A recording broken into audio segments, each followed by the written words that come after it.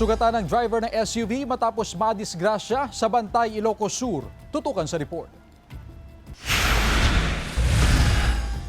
Sugatan ng 24 anyos na lalaking driver ng SUV matapos mawalan ng kontrol sa pagmamaneho sa National Highway sa Barangay Gimod, Bantay, Ilocos Sur noong Miyerkules.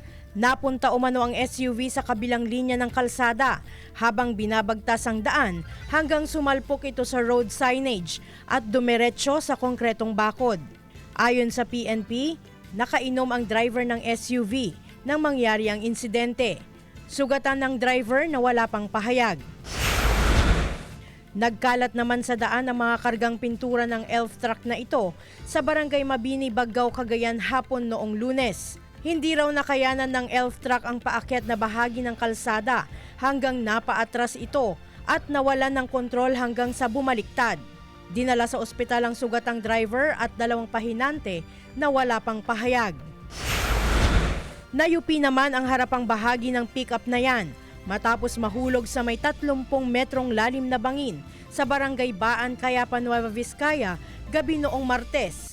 Hindi umano napansin ng driver ang pakurba at paakyat na bahagi ng kalsada dahil madilim ang daan. Agad sinaklolohan ng mga residente ang mag-asawang sakay ng pick-up na nagtamo ng sugat sa katawan. Nasa maayos ng kalagayan ng mga biktima na wala pang pahayag. Glam Kalikdan, D-Zone, 1 North Central Luzon.